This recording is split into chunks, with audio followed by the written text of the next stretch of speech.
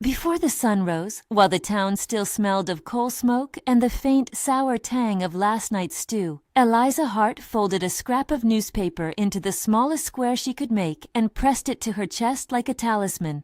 The men at the mercantile spoke of ledgers and losses. The foreman of the house where she was kept spoke of buyers.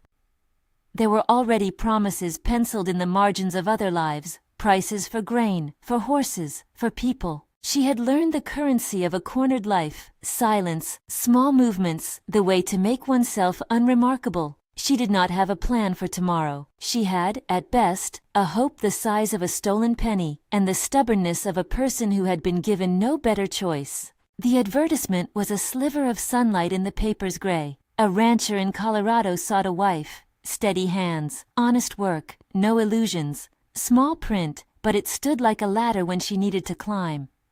She traced the letters with a fingertip until the ink blurred. What followed were words she wrote at the table in the back room, after sweeping the dirt under the stove and folding another shawl, words that were not prayers but requests. Safety before affection, shelter before romance. She would not promise love she did not yet feel. She would not promise herself forever. She could promise only that she would keep a roof and work with her hands. She left with a coin pressed into the hem of her skirt, warm from her body, and the train fare tucked inside that folded newspaper like a secret. Dawn came in on a whisper of cold. She swallowed the fear like some bitter medicine, and when the house held its breath in sleep or drunken stupor, she walked out.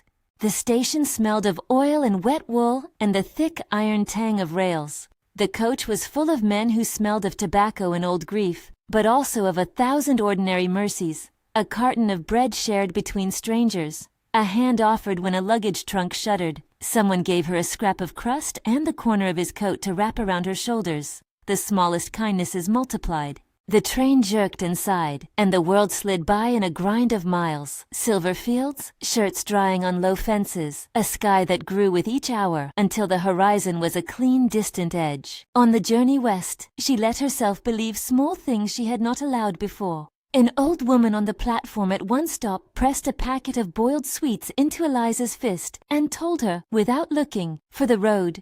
A child with a cap too large for his head laughed at Eliza's clumsy attempt to keep a spoon from spilling into her lap. Each quick kindness was a pinprick of light in the fog of what she had escaped. When the mountains first rose out of the plain, a long distant blue that folded itself toward the sky, Eliza pressed her forehead to the carriage window, breath fogging the glass. The land had a scale that made sorrow seem small and possible to lift. She thought of her handwriting, the sentence she had dared to mail that neither cajoled nor begged but stated a condition.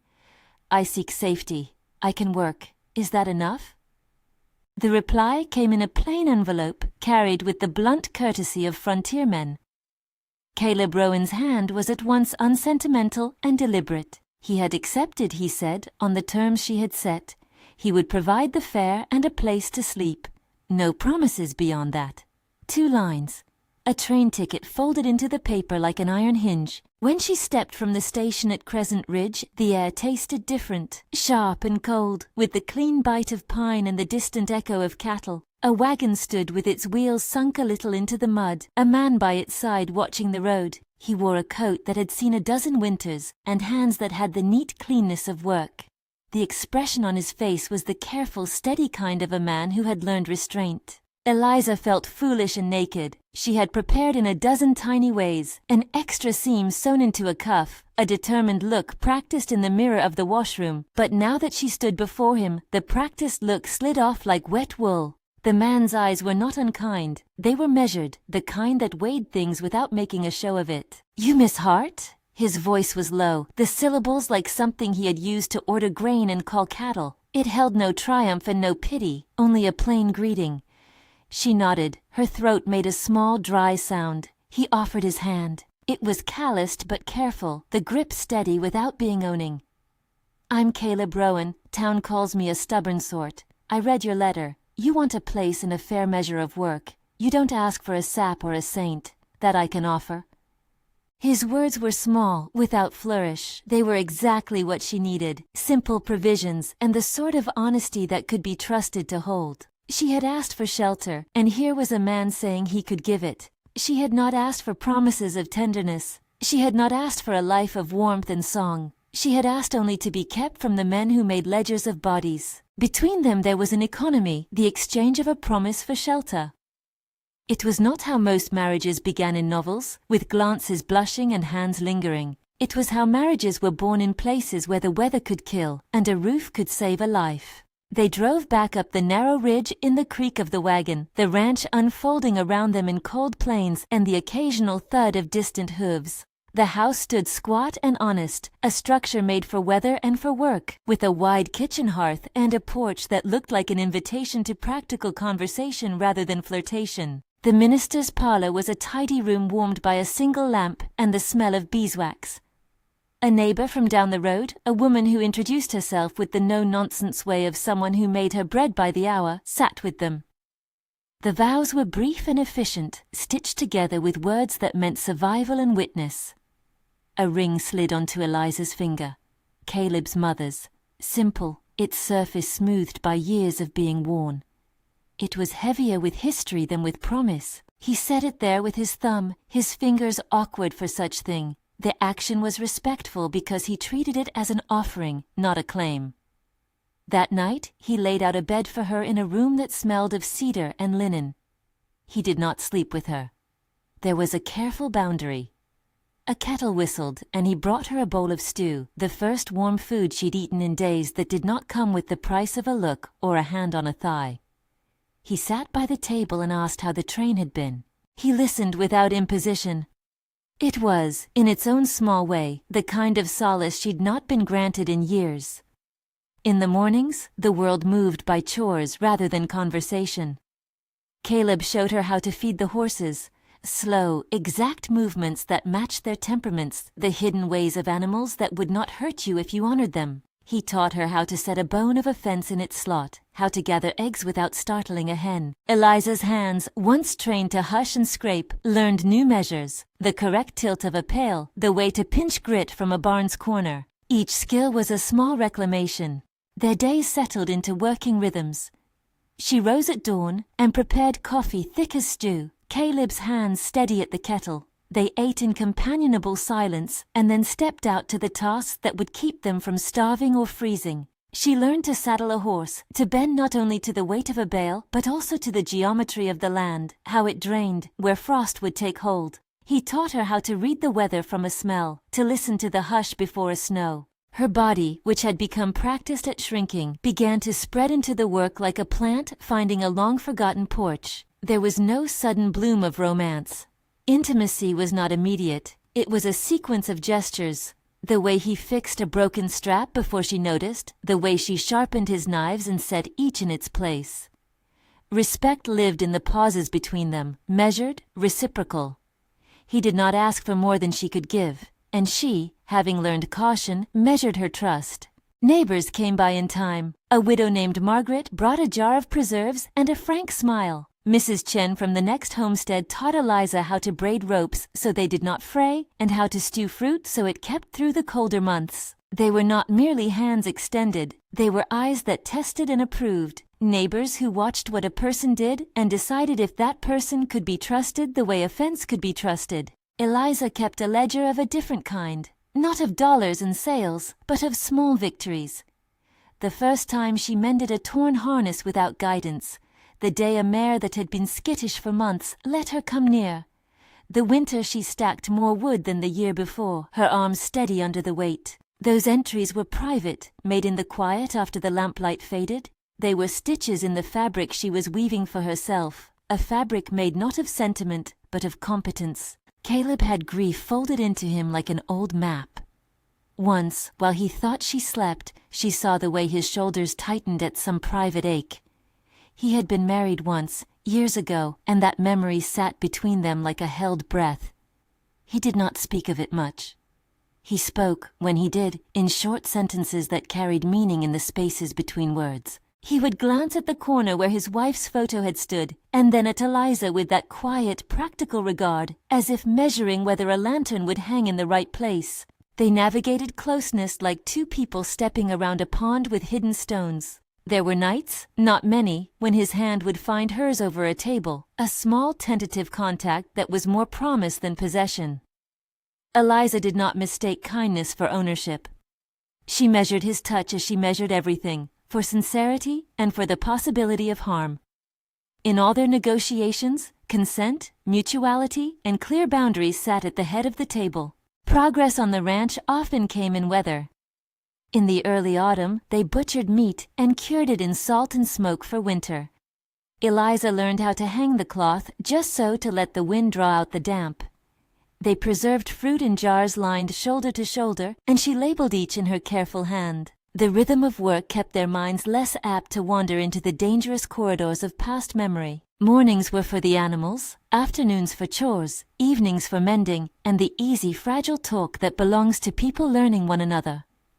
There was a moment in late autumn, after the first frost had etched the porch rails with white, when Eliza stood on the steps watching the valley. She had been thinking of the letter she'd written, the sentence she'd placed so bluntly into the world. "I need safety, not romance." The truth had been simple and difficult. She had not expected tenderness, and yet tenderness uncoiled itself in small functional ways. The wrapping of a scarf, a bowl set aside in case she grew hungry, a quiet voice in the night when storms sent the house creaking.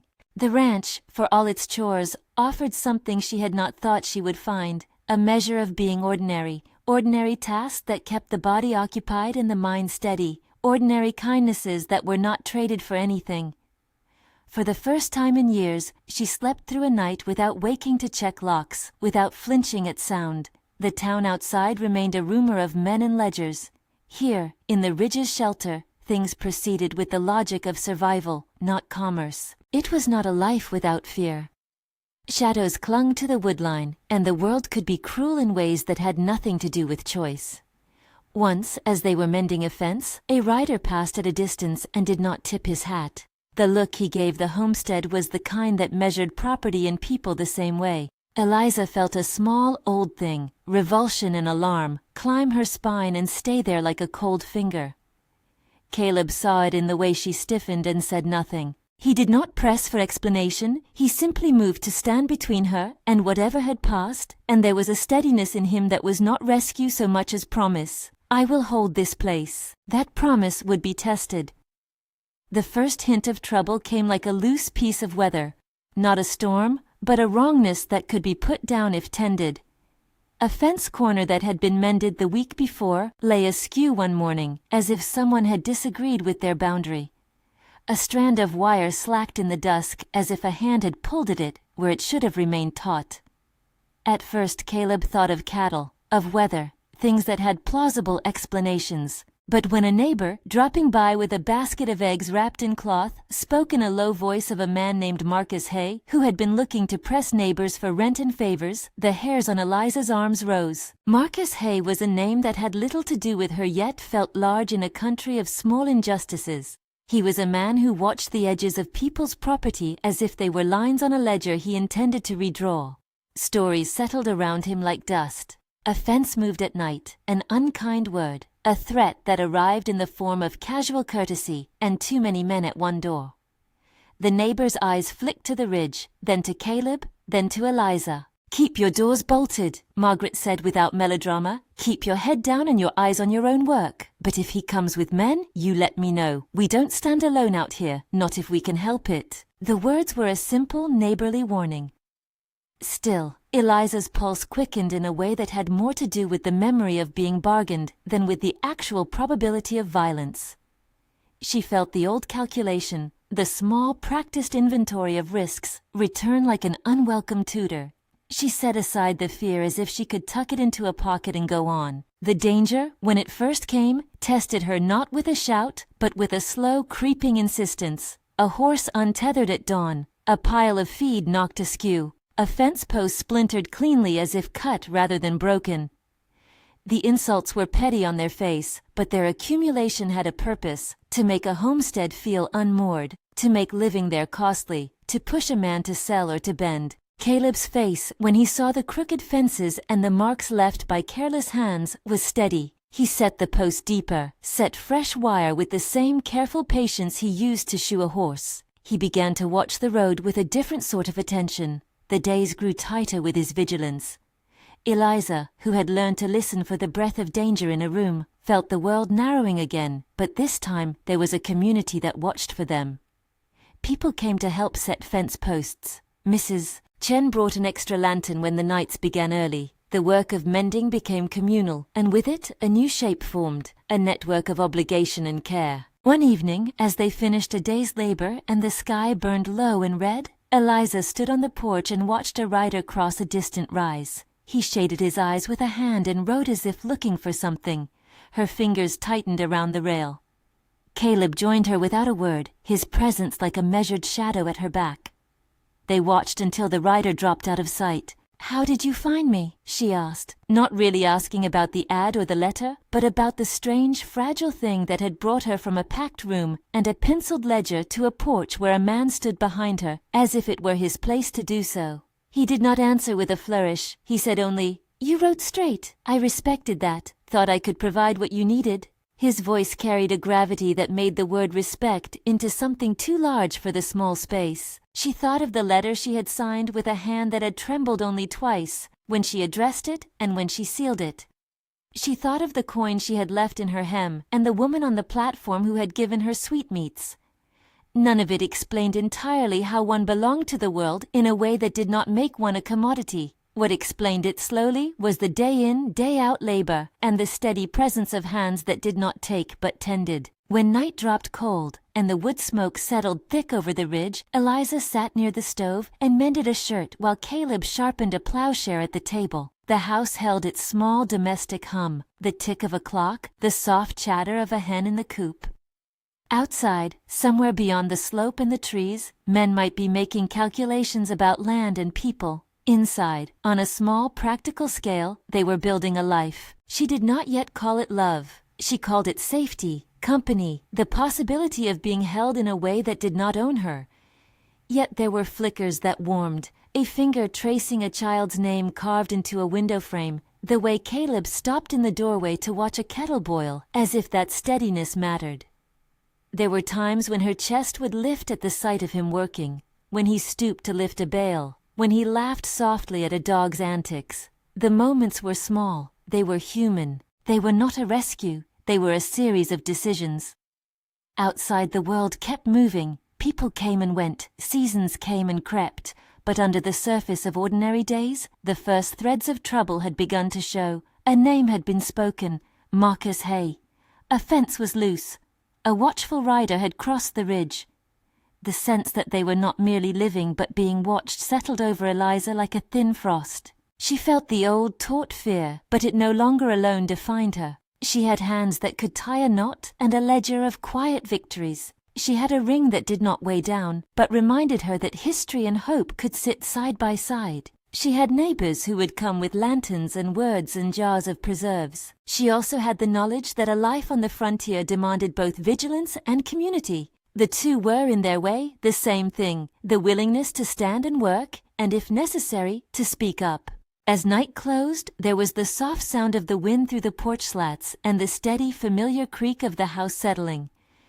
Eliza closed her ledger and slid a scrap of paper into the pocket of her dress. The letter she had written, still folded small as a promise. She rested her cheek against the wood of the table and listened to the hush. The next day would bring work and the small certainties of routine. It would also bring the first tangible sign that the world beyond their gate would not always leave them in peace. If Eliza's courage moves you, leave a like and tell us your town in the comments. The morning that followed was bright with a hard light that made the frost glitter along the low fields. Caleb was already at the barn. Eliza wrapped her shawl and went to meet him, a thermos of coffee in hand. The mare snorted and shifted, and she moved with the surety of someone who had learned to read animal moods like pages. She had patched a life together with stitches of practice and neighbors' favors. She was not naive enough to think it would hold without mending. They worked through the morning stacking wood and repairing a gate. There was a rhythm to their labor, hands finding their places and holding them. Around noon, a rider appeared over the ridge, the same one from the other evening, and this time he rode straight toward their gate. For a moment, Eliza felt the old tightness of the room in her chest. She had been taught how to make herself small to survive. Now she stood where she had learned not to be small. Caleb moved to meet the rider at the gate with the practical courtesy of a man who had faced men his own size before. The man dismounted and left his horse's slack rein on the post. His boots were worn down in an odd pattern. He had the easy arrogance of someone who thought calculation could be made of all things. "Rowan," he said, as if he were name-checking ledgers. His gaze drifted like a measuring stick across the homestead. "Hay sent me to see which way you were leaning. Folks are talking. There's better bargains to be made if a man decides to sell." Caleb's jaw tightened. He held his hands where they could not be misread as threat, but were ready to be tools. "This place ain't for sale," he said. "We tend it." The rider's look flicked to Eliza. There was a small, deliberate pause in which he appraised her the way one might appraise a thing for buying. It was not violent, not yet. It was a measurement. "Heard you took a mail-order wife," the rider said with the neutral tone of someone reading the facts off a page. There was an intended lightness to the observation, but it landed hard as a stone. Eliza felt the old flame of shame and fear flare. She stepped forward, not because she thought her voice would matter, but because she recognized the pattern. Words that turned people into property. She had left to avoid being counted as commerce. The rider's tone made it easy to place her back in a ledger. "You listen," she said. Her voice was steadier than she felt. "We pay our dues and mend our fences. We don't barter people." The rider's lips quirked as if surprised by her boldness. He looked to Caleb for the instruction to silence her, to see if the man would own what she had been. Caleb's glance met hers, and there was in it not ownership but solidarity. He did not move to silence her. Instead, he shook his head with the clear, simple aftertaste of defiance. "You keep to your business," Caleb told the rider. "We'll keep to ours." The man left with a shrug, enough to make the point without bloodshed, but the ride back to Hay came with more than the message of a man who might buy a claim. It came with the taste in the mouth of a threat being tested. They had been watched. They would be watched. The question was whether watching would become action. That evening, in the lamplight, Eliza and Caleb sat opposite each other at the table with a map spread between them. They did not speak of panic. They spoke of practicalities, which gates to strengthen, how to adjust the dogs' runs, whom to call if men came in numbers. They wrote names in a line. Margaret, Mrs. Chen, Morrison, the sheriff. The list was not a phone book. It was a ledger of allies. "You did right," Caleb said once, not triumphantly, but with the low approval of a man who valued courage as one might value a tool. It was not praise for a brave deed. It was the acknowledgement that she had acted with steadiness in something that could have unstitched them both. She nodded, and in the nod was the small, fierce sense that she had not merely escaped to a roof, but had traded one ledger for another, one where accounts were kept in the currency of mutual aid and respect. Outside, the ridge was dark and lined with the distant scatter of other homesteads. Men with tall hats rode the roads and measured stakes. Lives hung on simple things: sturdiness of wood, the integrity of a fence, the trust of a neighbor. Inside, Eliza laid the handwritten letter back into the pocket of her dress. She smoothed it the way a seamstress might smooth a napkin before folding it, and she tucked it away. The paper was thin and smelled faintly of the smoke the house held. It had changed everything. They would meet trouble again, and perhaps worse. But tonight there was a cup of coffee between them, the steady clink of spoons, the simple comfort of being two people who had, by agreement and work, elected to stand side by side. The stranger who had answered an advertisement had, in the slow economy of days and chores, already given her more than she had asked. Not a romance stitched in ribbons, but a life made of labor, shelter, and the beginning of something like trust. When the moon climbed and the house settled into the hush of night, Eliza paused at the door and put her hand to the wood, as if testing whether the house would hold. It did. The ridge kept its secrets for now, but there were names in the air that would demand attention. The next hours, the next days, would show whether a network of neighbors and the simple steadfastness of a man who would not sell his homestead would be enough. She closed the door, and the dark felt less like a threat than it had in other lives. There was a long winter ahead, chopping wood, preserving meat, tending to the mare and the brood, but also the slower work of learning to live without the constant counting of her worth. There was the delicate calculus of trust, of building a home that was a shelter and a covenant, not a contract of trade.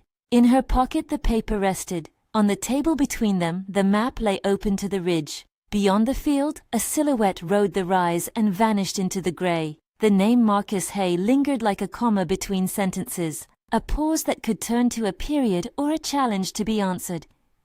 Eliza tied her shawl a little tighter, not for warmth, but as if cinching herself into a posture of readiness. She had stepped onto the train with a folded scrap of paper and a stolen coin. She had arrived at a house where a man named Caleb had the decency to offer a ring not as ownership but as heritage. She had learned that safety could be earned through labor, that kindness could be plain and sustaining. She had also learned that the world beyond their fence could be hungry for more than land. The next morning would demand the same small essential things: mending, watchfulness, the quiet building of life. It would also bring the first true test of whether a community that kept its own could keep others inside it safe. Eliza did not know how that would end. She only knew that she was no longer alone in the ledger of the world. There were people on their ridge who would stand and give witness. As the stove burned low and the house breathed in its sleep, she pressed her thumb to the paper in her pocket and remembered the sentence she had sent into the world. I need safety, not romance. She had received safety, yes, but also, in the slow accumulation of daily acts, something more. The stranger who had arrived in response to a simple advertisement had brought in his wake a life, chores and laughter, neighbors' hands, a bed that did not cost her privacy, and a man who would, when asked, stand in place of her fears. Outside, the skies were clean. Inside, her ledger of small victories lay open like evidence that a new kind of accounting had begun. The house creaked, the ridge held. The next step was to fortify what they had: fence, nerve, and the fragile alliance of a small, watchful community.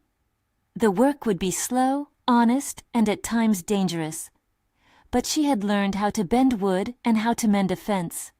She had, in a small, inconvenient way, learned how to say no. That alone felt like a kind of power. Winter's first deep snow arrived with a kind of mute insistence that put everything in the yard under a single hard skin. Days shortened like a thought cut off, and the ridge grew spare and honest in white. They moved through light and tasks as if each hour were a small economy. Wood for warmth, meat for the larder, water hauled before the ice could bite. The workstead kept rhythm. It was a liturgy of necessity that asked less of the past and more of hands that could hold rope and set posts. Eliza kept the letter she had written folded in the pocket nearest her heart. It had survived damp and being sat upon, and a year of being carried. When the house felt like a container rather than a cage, she would sometimes take it out and smooth the crease, tracing the words she had once thought monstrous for their bluntness.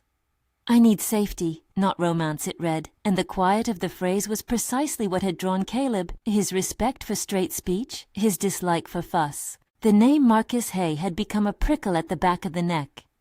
At first it was mischief, a fence wire cut in the night, a bale slashed, a hired hand who brought news and left with a stare that said they were tallying more than hay. Then the mischief grew more pointed. A calf went missing from a nearby pasture and turned up on a man Hay owed, as if being moved placed an unofficial premium on fear. Caleb tightened the locks, bolstered the pens, and made more trips to the post to check the corners of the property. He began waking before dawn to sit in the cold and listen to the road. Eliza did not shrink. She had survived a counting house of men who dealt in weight and price. She had learned how to measure danger and how to bargain her way out of it. If there were moments when the old panic slid cold along the ribs, she met it with something steadier now. Craft, observation, the folded knowledge that she could do more than plead. She began to learn the rifle. Margaret came by one afternoon with a box of cartridges and a way of lowering her voice so that it sounded ordinary. It's for the night wolves, Margaret said, and she smiled as if the conversation were about foxes and not men. Caleb watched her at first with no show of jealous watchfulness. He watched with the sort of appraisal a man gives when assessing if a tool will be safe in another person's hands. He showed Eliza how to rest the stock, how to find a sight with the simplicity of iron and wood. He taught her how to breathe against the recoil without saying the word fear. In these afternoons, their hands sometimes brushed over the rifle's wood, and the contact was logistical and human, not a fuse for something else. It was a lesson in standing for oneself. Practice made a thin, luminous courage. The first time she fired, the report made the dog bolt toward the fence and Caleb laugh in a tone that had light in it. The bullet whistled into the snow far away and left a clean, impossible little dot. Eliza felt the small, dizzy claim of being able to aim her intention, not to kill, but to hold a line. Hayes' pressure grew when the weather tightened its hold. He came by with 2 other men and set his saddle on one porch step, as if that step were a ledger he had the right to mark. He spoke of debts and of offers for the land, his voice a polite calculation. He circled their boundary with the sort of light speech that put one's property into a ledger, as if it were a commodity he could rebalance with a pen. "You know folks will do better if they sell to better hands," Hayes said once, leaning against a post as if he owned its grain. "Hard times make good bargains." Caleb's reply was not loud. It was a bar of fact. "This place is ours," he said. "We've no mind to sell." Hayes smiled, small and thin. "Your business," he said. The smile was a promise that the matter was not closed. He left with a slow, courteous nod, and men who had been watching from the edge of town rode off behind him like the tail end of a thought. The men's courtesy bruised like wind. The nights grew colder.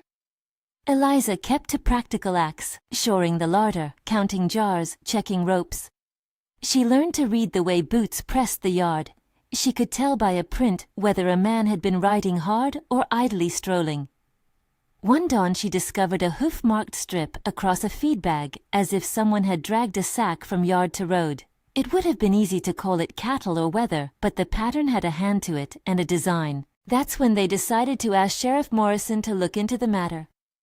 Sheriff Morrison was not a man to be flattered. He came with the measured steps of someone who had seen more than cattle disputes.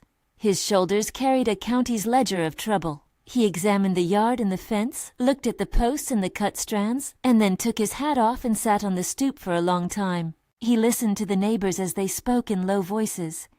He made notes in a small leather book with a pencil that left thin, clear marks. "Hayes been pushing," Margaret said plainly. "He's had deputies run errands for him since harvest. Men don't like to tangle with his sort, but he's had other folks feeling ill-used." Morrison's jaw moved like a hinge. "If there's interference and threats, I can't have that. I'll make a round. I'll speak to him." Eliza watched the sheriff as if he were an idea given shape. There was a relief in seeing a man who represented law rather than ledger. Yet the sheriff moved with the slow pragmatism of a man who knew bounds. He could put pressure, but not magic. He said nothing of guarantees.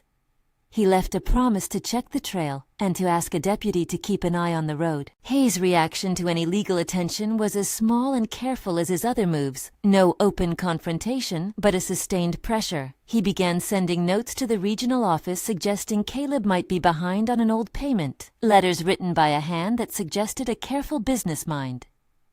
Caleb took them to Morrison and pointed out the errors in the math.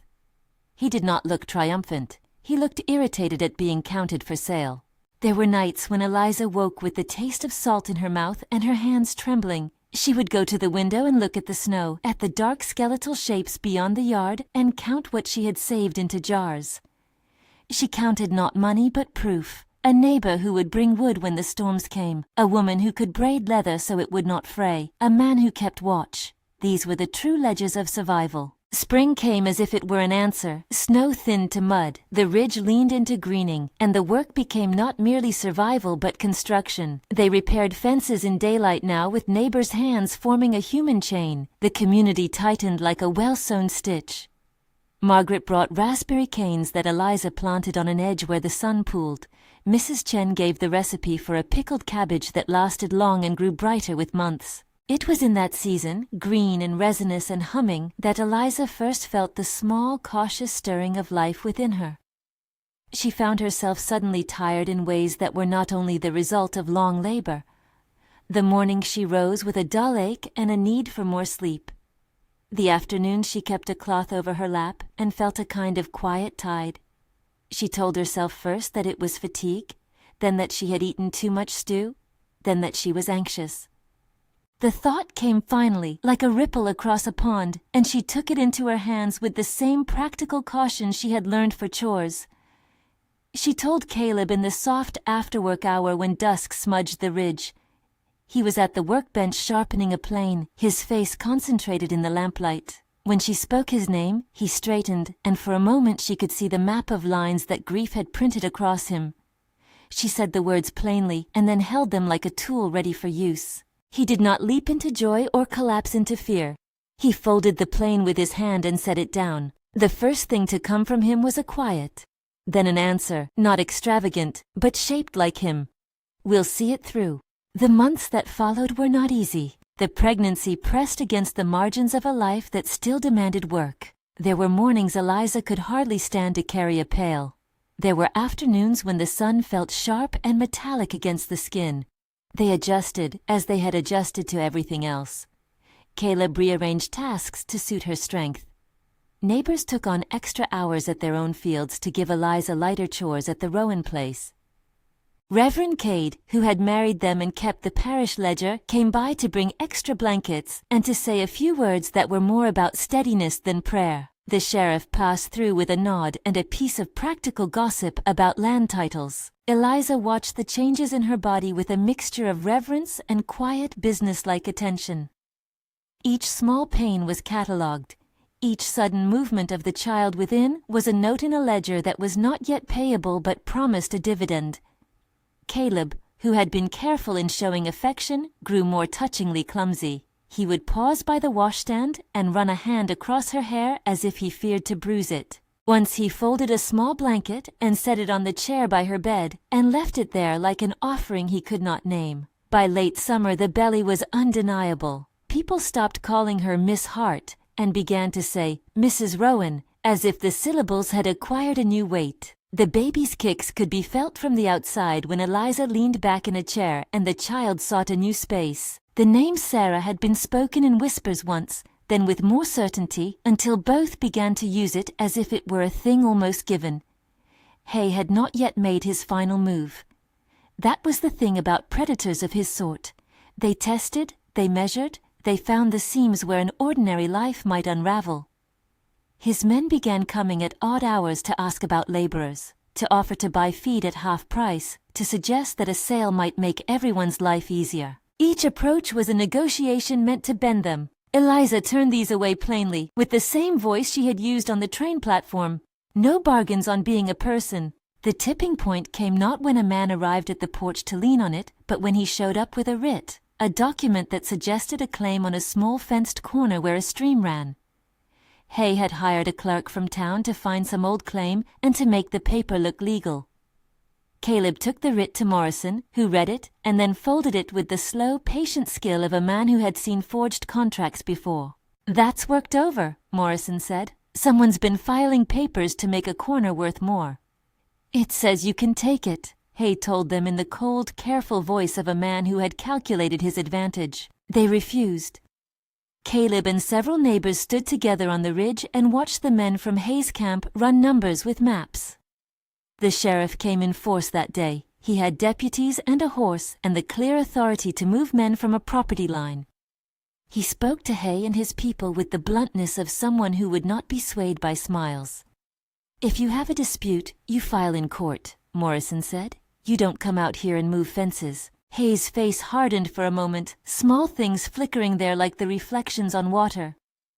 He left with a promise to have his matter heard in court, a promise that had the cold courtesy of a man who thought law could be bent by volume. When the day of the hearing came, neighbors gathered like witnesses to a small domestic drama. Caleb sat with Eliza at his side, her hand in his, the two of them like a single ledger of presence. The court hearing in the county seat was not a springboard for heroics. It was a tedious human scale of testimonies and signatures. Sheriff Morrison presented evidence of tampering, and neighboring men spoke of fences being cut, of feed displaced, of Hay's men riding the roads late at night. The clerk strode through the maps and set the false writ beside more reliable papers. Evidence piled up not as a bludgeon but as a plain accounting. Hay tried to charm the magistrate. He attempted to argue by insinuation. The law did not fall for the thinness of his ledger. The magistrate ruled to void the claim and ordered Hay to stay his hand and to pay costs for trespass if further actions occurred. The sheriff took a copy and left, with a face that suggested he knew the man might not abide by rulings with the good grace of a neighborly argument. Hay's temper shifted then from measured to petulant. He took to acts that were meant less to be decisive than to erode. A late-night string of nails across harnesses, a barn door found open, a feed pile smeared to spoil. The aim was the same price: make living there costly until someone chose sale. The neighbors rallied. Lamps were left in windows. Men took turns sitting by the road. No one wanted blood. They wanted law and order, and the preservation of a way of life that allowed small people to keep their dwellings. The winter of the birth came earlier than anyone expected. A fierce storm whipped up the night sky and turned the ridge into a white blank. The creek rose and coughed under a crusting ice. Caleb and Eliza had stalked what they could, but storms were always the place where a good plan met blunt reality. It was on an evening when the wind had the insistence of something intent that Eliza went to bed and felt the first true cramp that told her the child was coming. She awoke Caleb with words as plain as tools. He could have run like a man possessed. Instead, he moved with the purposeful steadiness that had become his manner. He packed the lamp with oil, wrapped extra blankets, and set a kettle on the coals. There was a small chest of things Reverend Cade had left in the house when he had visited. Some liniments, a tin of herbs the doctor in town had recommended for warmth and nausea, and a folded cloth with the parish seal. He had left it not as instruction but as a companion of common sense. They sent a man to Margaret's for help. She and Mrs. Chen arrived with storm-worn faces and blankets, and after a brief conference they decided to make a bed in the kitchen beside the hearth. The doctor could not come. Roads had closed, and he would not risk a horse in that wind. The sheriff's deputy came by with offers of what little help could be rendered, and then stood outside as a lantern in the storm. There was no perfect option. There was only the sum of those present and their will to act. Caleb's hands were not steady at first. He had, in the short time, learned the vocabulary of the house: which herbs to warm, how to bring water without spilling it, where a cloth was likely to be. But the labor itself was something he could not rehearse. He found himself grappling with the reality of helping birth a life in a world where few times were easy. He kept his voice a low thing, a cord to hold Eliza by. When she cried out, he was there with water, and with words that were more presence than instruction. Eliza's breath changed as labor deepened. The house became a place of concentrated focus. Blankets folded, palms offering pressure and warmth, Margaret's hands steady and practical, Mrs. Chen's murmured reassurances. Caleb moved around them like a man both terrified and clear about what must be done. He laid heated cloths across her forehead and tried with clumsy tenderness to do the small things that workers do well: hold, fetch, keep accounts of time. Once, when the storm made the windows rattle, he leaned in and whispered a memory of a summer when the ridge had been softer, and his wife was still alive in photograph and in the weight of a chair. There are moments in which hope and peril become indistinguishable. The world narrowed to a breath and a cry. Eliza, who had lived by small economies of courage, drew on those reserves now. She allowed the labor to take what it needed, but claimed help and presence as if it were the only way to survive. She chose, in the way she had always chosen, deliberately, with calculation and courage. At last, in a long drawn-out hour when the storm outside seemed to crest and fall like a beast breathing, a baby's cry cut the hush. It was a sharp, small animal sound that made the room tilt. Margaret wrapped the child and held her to Eliza's chest. They named her Sarah with a kind of immediate rightness. The baby's skin was pink and furious with life, and when Eliza first saw her she wept not from pain alone but from something like relief folded with a fierce trembling joy. The joy was not a shield against other dangers. Word of the birth spread out into the white night, and with it came a shadow of consequence. Hay, whose malevolence preferred to act by attrition, saw in the birth an opportunity to press harder. Now, he might have calculated, there was a distraction, a new tie to claim. When a man comes at a homestead not merely with a ledger, but with the idea that pressure and weariness can be the currency of ownership, he will test any slack. Within days, they found evidence of sabotage directed not at them singly, but at the fragile apparatus of their livelihood. Hay's men loosened the hitches at the pasture gate and left it to the snow in a way that would allow cattle to be driven off if a rider was swift. The neighbor's henhouse was found smashed, its contents scattered. A bale of hay had been set slightly to one side and doused with oil. an incendiary suggestion rather than a burn that night. The aim was to terrify by possibility. Eliza did not pretend she was unafraid. She had been young when she learned what a ledger of people looked like. She had watched eyes slide across a room and see only value. The difference now was that she had hands, a community, and a child in her arms. She understood that there would be no swift, dramatic duel, but a slow erosion if nothing was done. She took a rifle to the porch with her later that week. The gun felt like an extension of the work rather than aggression, an instrument of boundary. She stood where the porch gave her sight of the road and the fence and watched for movement. The rifle in her hand steadied her in a way that no prayer had dared. When Hay's man came riding up, polite and open, and asked after the well-being of the newborn, Eliza met his eyes with a steadiness that told him the ledger here had changed. "You'll take your hands off our fences," she said. Her voice was low and steady, and the men who accompanied the visitor took a half-step back as if they recognized a new cost to their calculation. The man laughed, barked a polite-sounding thing, and rode off. The message, however, had been sent. Hay could have replied as any bully does, escalate until community retaliates or until the law moves. He chose to push. Late one night, a team of his men cut a corner of wire and tried to drive off a stair. They were clumsy enough to be seen in the glow of a neighbor's lantern. Someone had left a light on the barn down the road, and the shadow of men across the snow was a map. The sheriff, who had kept watch after the birth because his own wife's experience had taxied in his care, rode out and found the men with a stolen steer, and a limp and an apology that tasted thin. They arrested them then, 3 men taken into custody for theft and trespass. Hay himself, who had orchestrated more than he had been willing to tie his own hands to, spun the narrative into outrage and set about rallying a sliver of men who thought law a thing to be negotiated rather than obeyed. He arrived the next week with a group at the gate, claiming he had been defamed and undermined, that the arrest was without cause. This time, the sheriff had the investigation, the neighbors had testimonies, and the law had a record. Hay could not summon the machinery of court to his favor. The ledger had turned against him.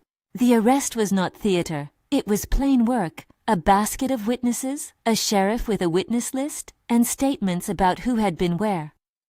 Margaret and Mrs. Chen wrote down what they had seen. Caleb stood and spoke with the dry clarity of a man who had no taste for rhetoric. Eliza, whose voice had been a steady instrument from the beginning, gave a short account of having seen a patrol of riders at night and the way the fence had been forced. Her words were not melodramatic, they were precise. The county clerk added them to the file. Hay's bluster turned to legal threat, suits and allegations of slander. But the sheriff's work had weight. Evidence in a frontier county is often a thing of neighbors and deeds rather than affidavits, and communities that keep chronicles of one another have a way of making truth sticky. Hay was taken to county jail pending a hearing on grand larceny and conspiracy to trespass. He protested loudly, but the law was an apparatus that, in this case, sided with the small account of neighbors against the bluster of a man who thought intimidation was payment. The trial was not a spectacle. It was a slow, human thing. Neighbors were called. The sheriff recounted the night men were caught hauling a steer across the ridge. Margaret told of the late lamp that had caught reflections on metal. Caleb's testimony was unadorned. Eliza, who had once had to speak only to a ledger's entries, now spoke as a witness to a life. She described the cuts to fence, the night rides, the way men had come close to the house in the dark. Her voice did not waver. When it ended, there was a silence in the small room, as if the facts had weight enough to make the air still. The magistrate pronounced the findings with the same sober voice he used to settle other disputes. Theft and conspiracy found, sentencing to county custody and reparations to be made as the law warranted. Hay was led away with his rat-a-tat complaints muffled. The sentence was not extravagant. It was a hand to set right what he had broken and a warning. The community felt vindicated. The ridge breathed again in a small human way. When Eliza and Caleb came home after the hearing, the house felt more firmly theirs. It was as if the act of testimony had made the walls thicker.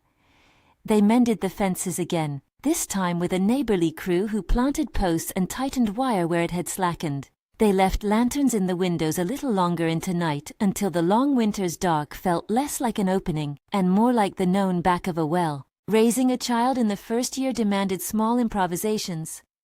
Sarah was a sturdy infant who slept most of the time and then hungry and fierce at intervals, and she made a ledger of her own. Feedings marked in the mind, diapers changed like accounts balanced, a sleeping pattern that became a map. There was a sequence of small domestic miracles. First, a laugh that made Caleb's face break in an expression that was a blend of wonder and something like pleasure. First steps on a rag rug that made the dog sit up in alarm. First words that were soft consonants shaped into ma and da. Eliza's own courage became a quiet sort of legend among the women. They would sit by the stove in afternoons and tell one another how she had confronted Hay, or how she had taught herself to hold a rifle steady. They spoke not to glorify, but to note the way a person can reforge herself when supplied with tools and neighbors. The men carried stories of Caleb's steadiness and the way he had kept his temper and kept his word. The two of them became, in a modest way, the village's example of what it meant to build something that both sustained and protected. There were tender private moments too, instances where affection crept into their small economies. Caleb would wake before dawn and make coffee, carefully bringing a cup to Eliza, who was already awake, feeding Sarah with the practical and patient gestures of a man who had learned by seeing. Once, when Sarah was a month old, Caleb took a splintered plank from the porch and carved a small box for the child's meager trinkets. He worked with silence and focus, sandpapering the wood until it shone plain and honest. When he slipped it across the table to Eliza, she felt a warmth that had nothing to do with rescue and everything to do with shared labor. Winter thinned into a bracing spring. The ridge turned green with a pride that had nothing to do with money. The homestead prospered, not because there had been a great fortune, but because the slow accumulation of labor had paid out in jars and in calves, in a barn with a new roof, in a child's laughter that echoed across the slope. The carved chest Caleb had made was painted with modest swirls and set at the foot of Sarah's small bed. Eliza carved her name on the inside with a penknife, a small private admission of ownership that was not about possession but belonging. Their household grew less like a ledger where each person had a price and more like a woven thing of many hands. Neighbors lent a mule for spring plowing, and Mrs. Chen came to trade lessons in pickling for strings of beads she had made. Reverend Cade taught Sarah to say a single line that meant thank you in a hymn, and Margaret brought a dress stitched with a subtle kind of pride. The town itself had changed a little. Men paced less with the hunger of ledgers and more with the business of living. The sheriff would still ride by occasionally, but with the easy nod of a man who knew the law had done its work. In the quiet evenings, when the light slanted gold across the parlor floor and the kettle puttered on the stove, the two of them would sit with Sarah in a lap or a cradle. They read her braids of rhymes that were more like lists of tasks turned into little songs. How to gather eggs, how to mend a stitch, how to hold a door for someone else. It was unsentimental instruction, and soft amusement rolled into one. The love between them came not as a crescendo, but as accumulation, acts and days piling up into something larger than either had anticipated. One evening, when Sarah had learned to clap and delight in the noise her tiny hands made, Caleb lingered at the doorway watching Eliza with an expression that was open and a little raw. He had never been a man who spoke much, but there is a place where work and witness converge and make words possible. He stepped into the room and sat beside her, looking at the child, and then at the woman whose life had been a series of choices. "You didn't ask for much," he said, his voice soft like an offering. "But you did this, made the place steady. You made a life here." Eliza watched him, the light catching at the plane of his cheek, the small scar near his knuckle where he had sustained a break years ago. She thought of the long ledger of loss he carried, of the patient way he had learned to be with grief rather than around it. She thought of the ring he'd set on her finger, the mundane gifts, the shared chores. She felt something open in her chest that was both gratitude and an acceptance of what had grown between them. "It wasn't only me," she said. "It was you too. We traded one ledger for another, yes, but I—" She paused, measuring the word like a tool. "I love you." The admission landed like a small warm cloth. It was neither theatrical nor sudden. It was a statement made of everyday witness. Caleb's face softened until it was almost tender in a way she had not often seen. He reached for her hand with fingers that had been tools and were now instruments of gentleness. "And you," he said. "I'm not a man of many words, but I mean it. "You kept us, you kept me." They did not make a scene over it. There was no swell of music or grand confession. Their chairs creaked, the kettle hummed, the house exhaled. Their love had passed the threshold of being an idea to being a way of living, protected by law and sustained by labor and neighborly care. Years unreeled in small increments. Sarah learned to skip stones along the creek and to stand on a stool to wash plates. She learned the names of the dogs and the language of the plow. The carved chest at the foot of her bed filled with trinkets. A ribbon Margaret had kept. A small wooden horse Caleb had whittled. A thimble Eliza had kept from a previous life. They kept the chest safe on a shelf and, on Sarah's 4th birthday, had a small party with neighbors who brought pies and the kind of gaiety that belonged to a place where people had weathered trouble together. Hay's name faded into the ledger of people who had been chastened by law. He returned once after his release, diminished and petty, and sought to make amends that looked like attempted domination. The community would have none of it. They watched him with the same steady eyes they used for cattle. Men would not permit the ledger to turn back to the days when a few hands could sell the fate of others. He left again, less loud, his reputation a matter of notes in taverns and in the sheriff's book. In summer, the ridge was a patchwork of golden hay, and the house hummed with open windows and the smell of baking. Caleb taught Sarah to whittle a small boat that would sometimes make it across the creek. Eliza taught her daughter to sew a straight seam. They worked as a family and as a place where obligations were mutual and small joys multiplied. On a clear autumn afternoon, when the light turned the valley into diluted gold, Caleb and Eliza took Sarah down to the barn and opened the carved chest. He had reclaimed a place in his hands over years, not by grand gestures, but by persistent steadiness. He handed Sarah a small worn book of hymns he had kept from a past life. Inside, he had slipped a new note, ink a little faded from the years. To Sarah he wrote, with a hand that had learned gentle patience, a line about courage and about the life they would keep building together. He showed Eliza the note afterward, and they sat on the porch while the child played at their feet. "Remember the coin you tucked away?" Caleb asked quietly. Eliza smiled at the memory of the warm coin hidden in her hem, a secret as tender as the letter she had written. "I remember," she said. They carved into the lid of the chest, not the letter nor the coin's place, but a simple phrase, "For Sarah, home and held." It was neither a flourish nor a boast. It was a small, honest record, a life begun in a desperate hope that had grown into something larger than either had dared to name. On a Sunday, as the leaves turned, the neighbors gathered at the Rowan house for a small celebration. Reverend Cade offered a few words about communities that bind themselves by work rather than by ledger. Sheriff Morrison, leaning on his cane a little more now with age, stood and smiled like a man who had seen a good thing preserved. Margaret carried pies. Mrs. Chen brought pickles, and together they formed a simple bench of witness around the family. At the end of the evening, when the light thinned to a brittle silver, and Sarah slept in a small bed beneath the window, Caleb fetched his pipe and sat with Eliza by the fire. The mountains stood guard in the distance, unchanged and steady.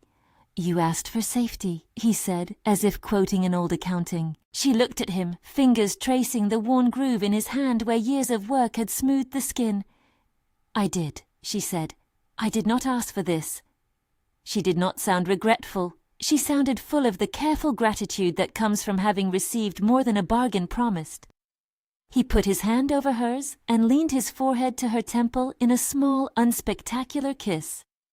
"It's more than I thought I could give," he admitted. "But you make me try." Outside, the night smoothed toward sleep.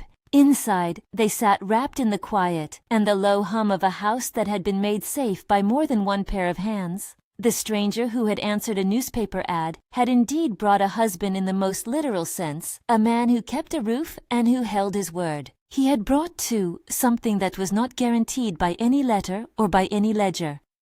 A working love. A community that would act when law alone might not suffice. A daughter named Sarah who would know the names of her neighbors and the sound of a hand on a chair in the night. When dawn came, it found the ridge washed in pale light and the house awake with small work. There was the sound of a child learning to call a chicken, of the kettle beginning to sing, of a pair of hands setting down a plate. Their life continued in the plain acts of tending, baling, mending, teaching, testifying, each one a stitch in a fabric no ledger could have tallied. If this story moved you, share it with someone who needs to hear about courage and community, and subscribe for more true-to-life historical dramas.